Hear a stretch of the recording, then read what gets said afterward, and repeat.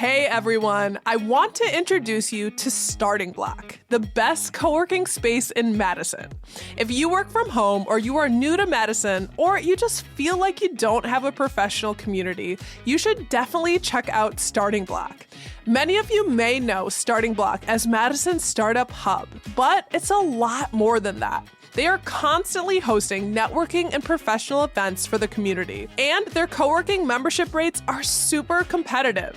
So if you're tired of working from home or you want to build your professional community, check out Starting Block at startingblockmadison.org. That's startingblockmadison.org, located in the East Washington corridor at 821 East Washington.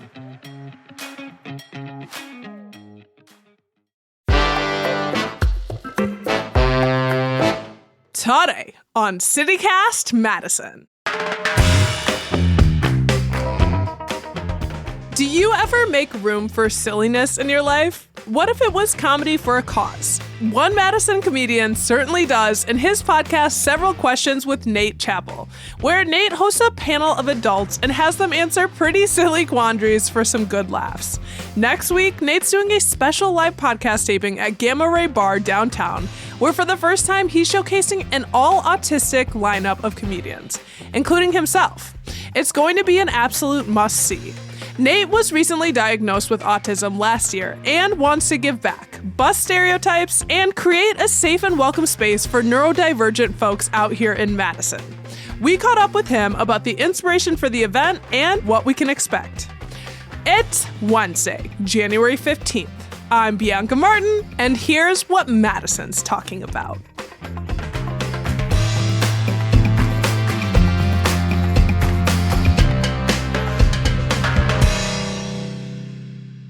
Hey, Nate. Hi, Bianca. How are you?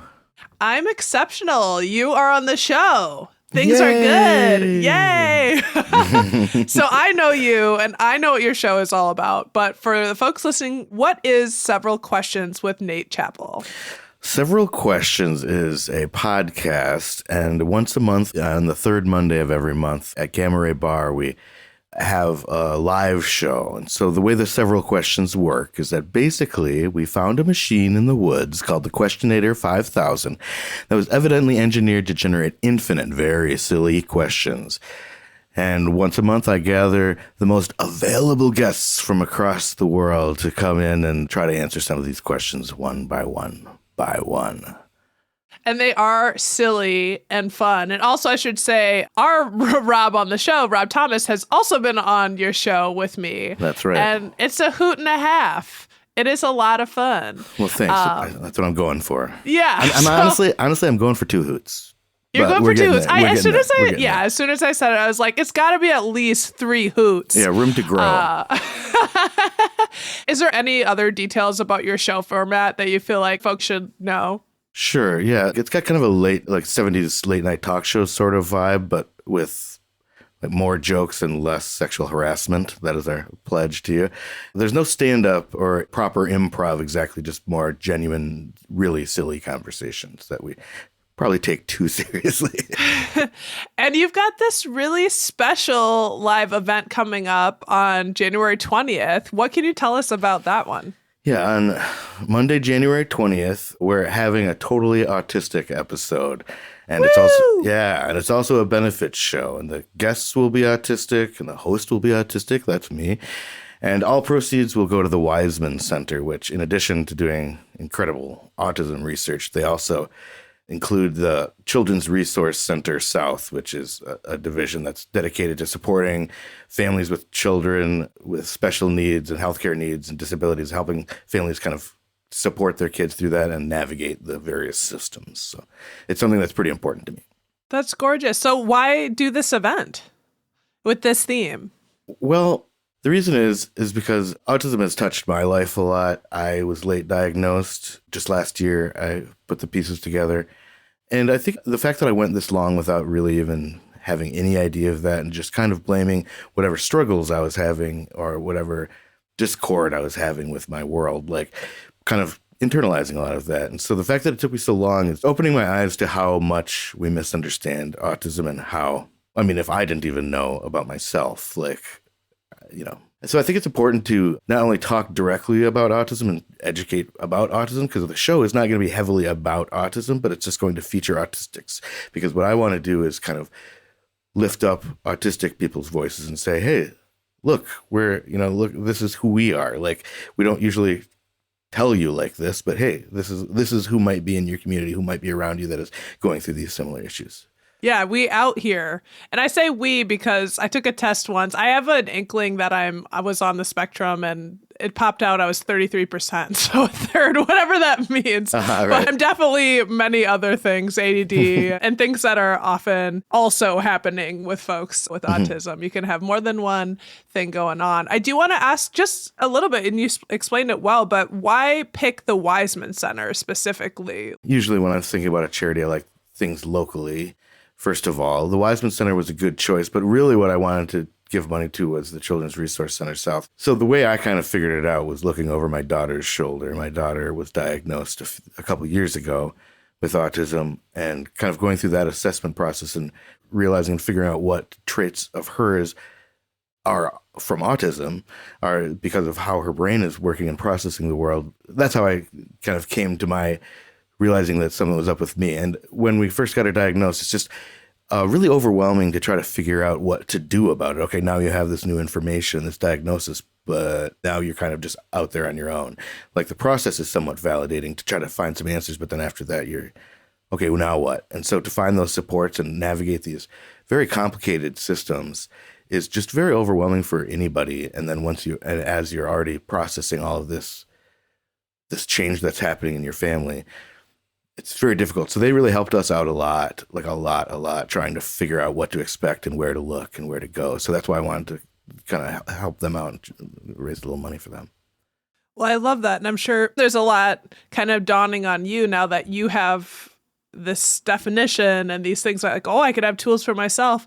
And I want to be able to help my daughter. So maybe she doesn't have the experiences I have, and internalizing these, that she's strange or different. I'm curious, like, I know your shows are so much fun and there's a lot of excitement. So I know we're talking about some heavy stuff as well in this, but it's part of the motivation of doing this show also maybe wanting to find more community in terms of neurodivergent folks in Madison. Neurodivergent is also a term that has some different ideas, because some people are like, I don't want to not be in the center, like the way that someone's neurotypical and I'm neurodivergent. So I'm actually, just for the fun of this conversation, going to call it neurospicy. But is any of this like an interest in knowing who else could be community in Madison around this? Yeah, for sure. And just kind of having a place that people could show up and know that they're being spoken to. And also, like, part of it is that I want to make sure everybody knows I'm autistic. And the reason is because I want greater understanding, I'm sure. But at the heart of it, what I really want to do is try to make sure that my daughter doesn't have to hide. So in a way, is this like a you coming out thing? Yeah, this is kind of my coming out, I say. Coming out! So that is kind of part of this. It's also like, I feel like there's a lot of people, and a lot of autistic people in our society, because of our society, tend to be a little more introverted and might not be out there as much, and not want to make waves and not want to stand up for themselves or stand out. Honestly, it's not always great to stand out in our society. I'm the type of person that is not that way. I like to talk in front of people. Like, I like to share my experiences with people. And that's how I try to connect with people, is by vomiting information all over the place and hoping that they'll pick it up and identify with it and then vomit some at me. So that is kind of like part of my communication style in general. So I kind of want to like give some voice to some people that might not have it in them, or might not feel comfortable being there. I want it to be more comfortable for us. Yeah, and I think you're getting to a point as well about the fact that you are autistic and you are someone who does like to be communicative and social and that sort of thing. My sister was also officially diagnosed with autism a few years ago. She's convinced our whole family has it. And when I took the test and I went and I read the book, Funny, You Don't Look Autistic, A Comedian's Guide to Life on the Spectrum, because he and his sibling both have autism, and they look really different. But autism can show up in so many different ways. And Absolutely. so, you've been deep in the research on this, and then you've been living it. What kinds of misconceptions, if at all, do you encounter around the autistic community and what it means to be autistic? Well, these are pretty easy to come up with because it was me like a year ago, 2 years ago, 3 years ago. I had no idea, And I've even worked with a few autistic people in the past. I even had some window into it and I still had no idea. So like this is easy for me to draw up. It's the one thing is the communication thing. I think maybe the biggest thing is the misconception about our communication, that if you're good at communicating, you can't be autistic, or that if you're autistic, you won't be good at communicating. Because the truth of the matter is those judgments are being made and those labels are being placed and those symptoms are being listed from a neurotypical standpoint. So we might communicate differently. We might miss some things. Me personally, I struggle with tone a little bit when I'm trying to find out information. I sound like I'm interrogating you. That's just how I talk. But a lot of us, me included, definitely included, like early on, I think I figured out that I wasn't fitting in and I tried desperately to figure out how to. And I think that was through, I was gifted verbally. And so that helps us out in a neurotypical society, that allows us to fake it a little more and explain our experience a little better so that even if they don't know we're autistic or whatever, they can still like hear what we're saying. So there's a lot of that. And like that we're antisocial or whatever. It's like, I was diagnosed with social anxiety a while ago, and I've since realized that I don't have that. I have real anxiety about neurotypical social situations and the expectations around it and what it will cost me afterwards. Because that's kind of another thing that I wanted to mention was skill variance, they call it sometimes. It's like, because someone is really put together in one moment and can do a lot of certain things, that doesn't mean that they can always do that. They won't always be able to do that. Just because you can technically do the skills doesn't mean you'll be able to access your ability to do those skills. If you're dysregulated, if you're burned out, if you've just, the way I like to think of it, it's a nervous system disorder fundamentally. And so with my daughter, the way I think of it, like she has a certain number of tokens in a day. And there's these normal things that she can do, get herself dressed, sit still, do all these things. They're totally normal things that everybody has to do, that everybody can do, but it costs her a certain amount of tokens. It costs her more tokens than other people. And then when she's out, she's out. And that's usually seems to be around 3:30 when she gets home. So it's like she has a certain number. And what we've kind of uncovered is that we can charge her less tokens when she gets home. We can take fewer of her tokens in the morning by helping her with things we know she can do, but just let her save those tokens so that she can spend them later. That is such a good way to describe it. And we can actually give her tokens too. And that's a trickier one, but you can actually feed her more tokens. So what I always look for is opportunities to validate, to like give her something that she wants that she doesn't think I want her to have is really what it is. Because that is the sort of autonomy that she craves so desperately. And that's what makes her feel safe, and that's what gives her tokens. That's how she gets them. And what I'm realizing as I go through this with her, and I've had the opportunity to figure a lot of stuff out with her, which seems a little simpler than trying to turn it around on myself, because I can forgive her very easily for everything because she's a little kid and I made her. Versus me, it's a little harder, but it's been a lot easier given that I had to go through the process with her as my focus, and then I can turn it around on me. So all of those simple little things that I do for her, I'm starting to realize, oh, I can do those for me too.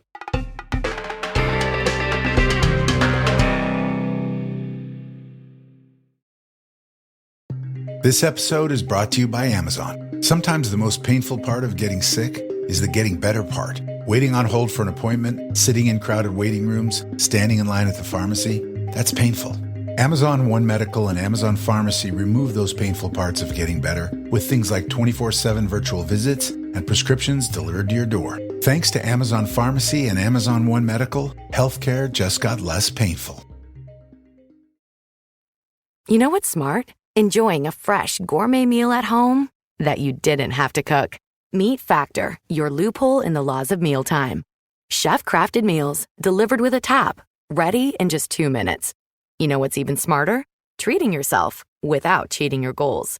Factor is dietitian approved, chef prepared, and you plated.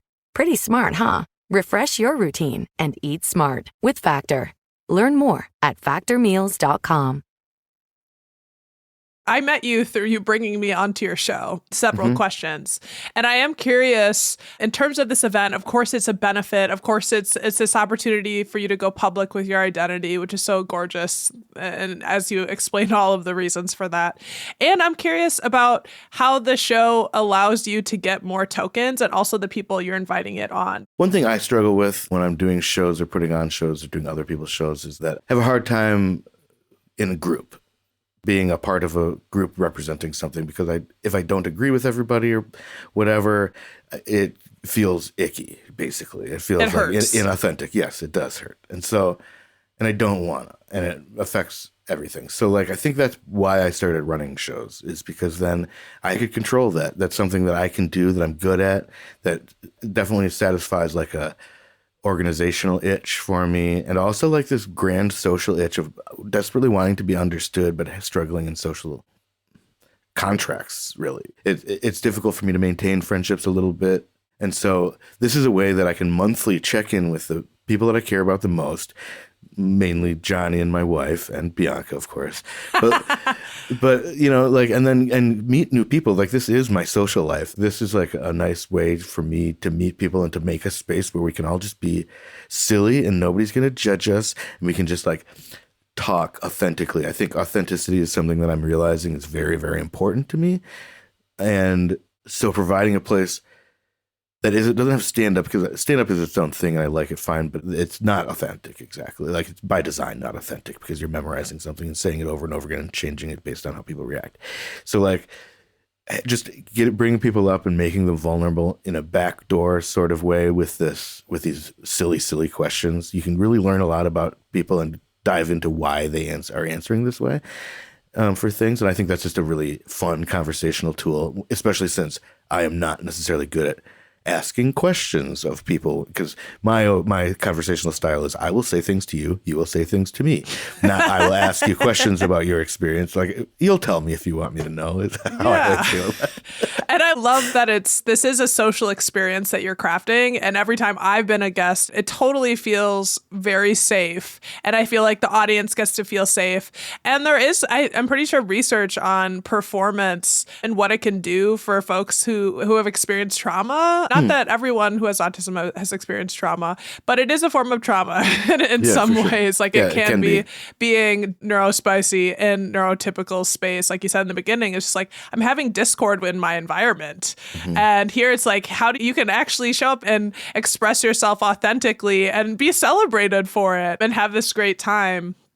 Who are your other guests for this special event? Well, we've got Vanessa Tortolano, who's with Monkey Business Institute and also does stand-up comedy too. And I've been on a couple shows with her, and she's great. She's a bright light. Yes, and I actually reached out to her kind of just because I knew she knew a lot of people, and I was kind of hey, do you know anybody? Because I wasn't sure. Because it was more challenging to find people, honestly, that are autistic, that everybody knows are autistic, that to do this. So, so I asked her, and she was like, "Oh, actually, that's me." And then Shivam Patel, I don't know him at all yet, but this is the show. I get to meet people and hang out with them and get to know them in this very bizarre way. But he sounds great. He was actually in the Paul Blart 3 staging here in Madison. I didn't see it, but I was very interested in it. So he was in that. That was okay, well, if he's in that, yeah, I'm sure he'll fit in with my show. And then Grace Murray, who I met through Dan Rao, who's the leader of Atlas Improv. So she's done some classes there and done some shows there. So they're all improvers. Yep. It's going to be an improper show. No, proper. No, it's just such a beautiful thing. And I want to thank you for all of your vulnerability and sharing, and that you're having this moment. And I'm sure there's no question that it's going to inspire others. And I have to say, the panels I've been on, at least few of us are always neurospicies. Yeah, we cluster for sure. Definitely we cluster. Other. Yes, I'm discovering that more and more. Yeah. And I am curious, as you've been walking through this world in Madison for many years, what kinds of considerations for other bars and restaurants, how they might take some steps for us neurospicy folks, and specifically folks who identify as autistic, to be more inclusive and a space where we actually want to go? Right. Honestly, for me, it's volume. The bars are always too loud. Some of that is architecture. There's not much you can do about that. But some of it is the music. They just like play music way too loud. And for a long time, I thought I was hard of hearing, but I've discovered that I'm not. I have audio processing problems, so that when there's too much going on, I can't hear anything. And it really stresses my body out to have too much like noise. I feel it like vibration. So that's the biggest thing for me. Yes. I have the same thing. Just like it's so loud in here, and it feels like the walls are closing in. Like also when the seats, I would like a little space. I just want a little physical space because I don't want to touch you. I don't want you touching me. For sure. And I also wonder if there's like an opportunity for people to have nights. Like, you know how like a lot of kids places, basically they have a night where they just cater the experience differently.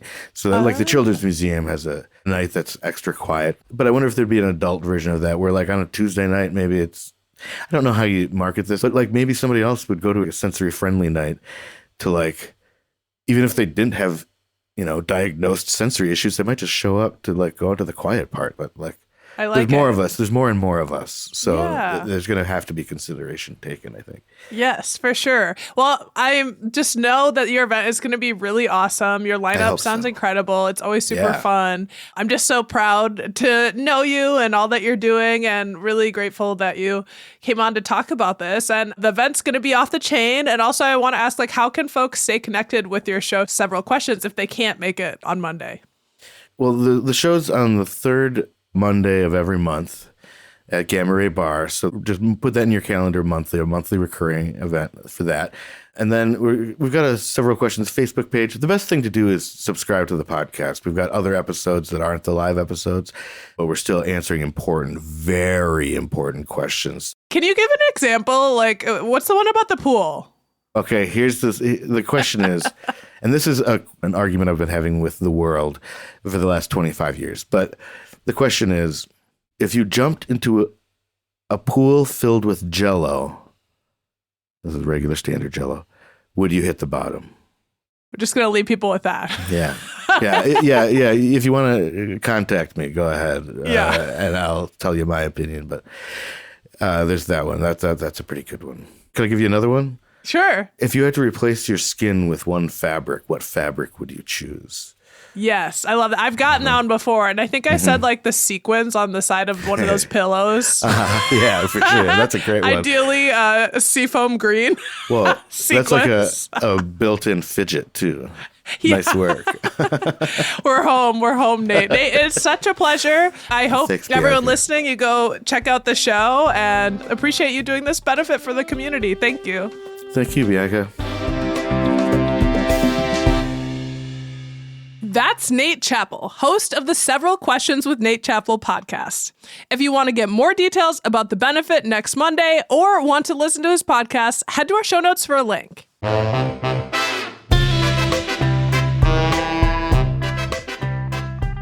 That's all for today, here on CityCast Madison. I'm Bianca Martin. If you enjoyed the show, why not share this episode with your friend who's always inviting you to their improv show? We'll be back tomorrow morning with more stories from around the city. Until then, take good care.